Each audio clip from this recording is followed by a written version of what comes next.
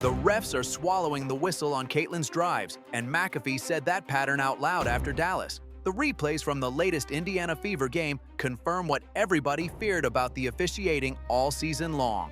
The league is letting defenders target her until the internet forces a response. The final image of the night was not a highlight pass or a deep three. It was Caitlin Clark walking off the court, looking exhausted, telling her teammates they needed to get out of there. She did not sound like someone celebrating a hard-fought basketball game. She sounded like someone who wanted out of the building before the situation got worse. When you watch it back, you can feel the temperature rising long before the final buzzer. The third quarter changed the entire mood of the arena. JC Sheldon reached in defending Caitlin and caught her high near the eye area. Caitlin reacted fast. She shoved Sheldon away because the contact was high and the whistle was late. Basketball players shove each other after face contact all the time, and normally the refs step in, issue a warning, and settle the floor. That did not happen. Marina Mabrey entered the situation right after the shove and knocked Caitlin to the floor during the scrum. That specific image changed the tone for Indiana fans watching at home. For the fan base, this was not just one random emotional reaction during a Tuesday night game. It felt like another piece of a long pattern they have been tracking since May.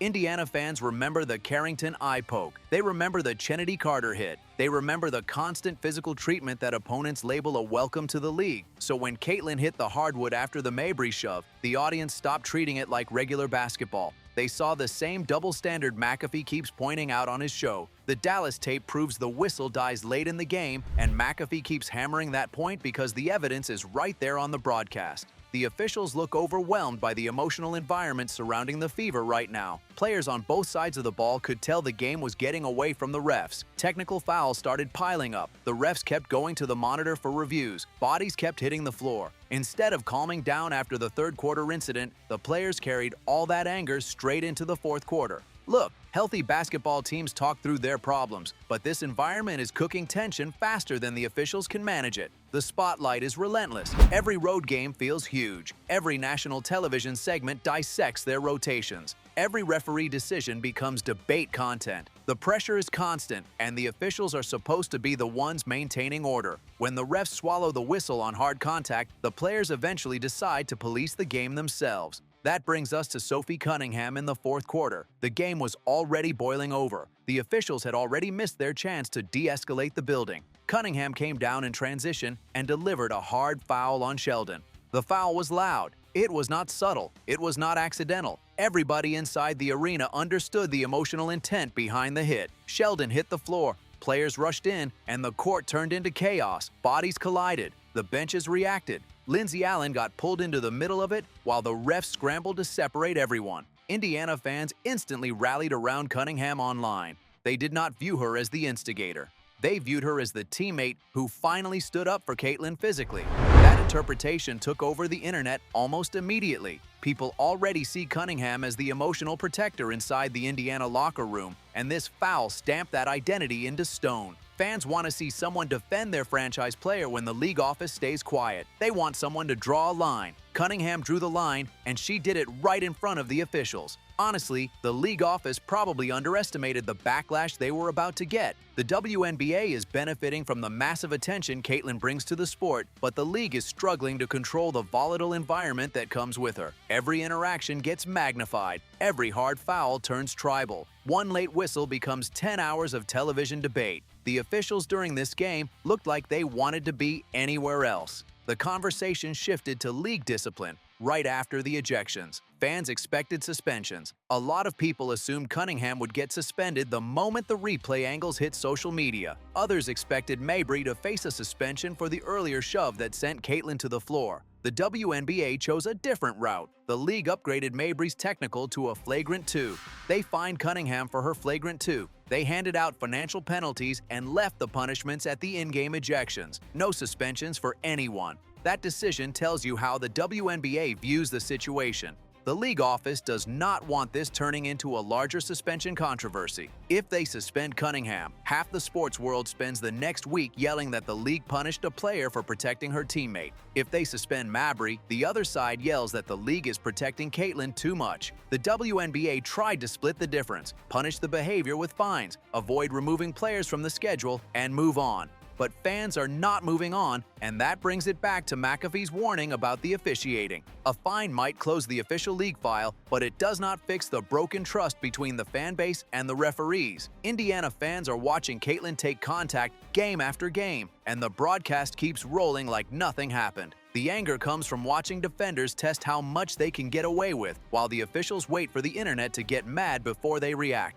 I mean, people watch the skirmishes, the grabbing, the hard fouls, and they started asking why these hits were not considered assault. When Caitlin is involved, every hit feels heavier because the audience is highly protective. But the legal reality is different from the basketball reality. A battery case only works when the contact goes beyond what the player agreed to by stepping on the court. Basketball is a contact sport. The law treats it differently than a sidewalk altercation. Players consent to normal basketball contact when they sign their contracts. That includes bumping, screens, hand-checking, rebounding collisions, and tempers flaring during dead balls. The consent has limits, but the law gives professional sports a wide lane because the game requires physical force. If the contact happens around a live ball or a rebound, prosecutors defer to the league office. The WNBA handles the discipline. They issue fines, they upgrade flagrants, and they control the punishment. That legal distinction explains why the incident stayed inside the WNBA disciplinary system instead of moving to a criminal court.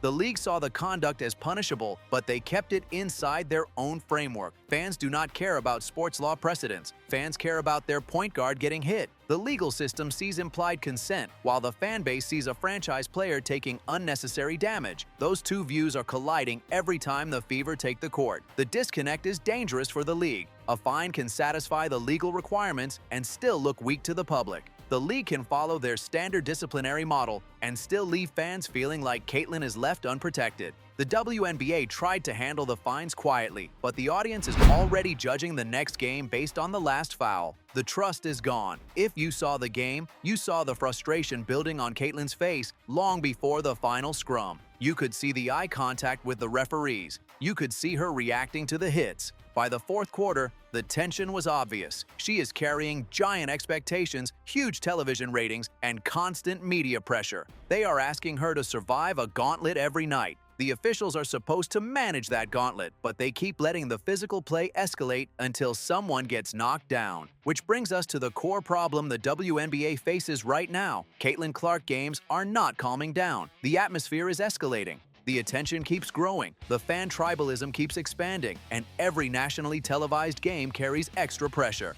Indiana fans enter every game waiting to see how physical the opponents will get and whether the referees will actually control the floor. That dread hangs over the broadcast before the ball even goes up. Sophie Cunningham understands this environment. She knows her role. She knows the fans expect her to play the enforcer when the whistle stays silent. The hard foul on Sheldon was the inevitable result of a game that the referees lost control of in the third quarter. The officials let the early contact go, they missed the escalation signs, and they forced the players to settle the score themselves. When players feel unprotected, they retaliate. You watch the tape, and you have to ask yourself a question about this entire pattern. If the roles were reversed and an Indiana rookie knocked a veteran star to the floor away from the ball, does the whistle come faster? Fans already know the answer. They see the double standard every time Caitlin drives the lane. The WNBA wants the television ratings, the sold-out arenas, and the national relevance that Caitlin brings, but the league office cannot have it both ways. They cannot market the superstar and then let defenders rough her up until a viral clip forces them to issue a fine on a Wednesday afternoon. The product suffers when the basketball disappears and the conversation turns into a debate about who crossed the line. Fans left the arena talking about ejections, flagrant fouls, and missing whistles. Nobody remembered the offensive sets. Nobody remembered the transition defense. The entire night dissolved into a referendum on how the league protects its biggest draw. And the league responded with a press release about fines. McAfee saw this coming when he broke down the Dallas tape. He pointed out the late whistles. He pointed out the institutional pressure. He warned that the refs were swallowing the whistle on the drives that mattered most. The Indiana game proved him right. The officials missed the window to establish control, and the players took over. Cunningham delivered the hit because the environment demanded it. The final image still stings because it shows a player who just wants to play basketball trying to escape the circus. Caitlin did not wait around to celebrate. She did not stick around for the post-game drama. She just wanted out of the building. She is tired of the late calls, She is tired of the defensive gauntlet. She is tired of the league office playing catch-up. The narrative is not going to fix itself. The WNBA needs to prove they can officiate these games without letting them turn into wrestling matches. The fans are waiting for the referees to do their jobs before someone else hits the floor. Until the whistle blows on time, the dread is going to follow the Fever into every arena they visit. Caitlin plays Wednesday night. McAfee is live Tuesday morning to break down the fallout. The Fever tip off against the Sparks at 10:30 ET on national television. If the first drives go uncalled again and the defenders start reaching high, Indiana fans will know the league office learned nothing.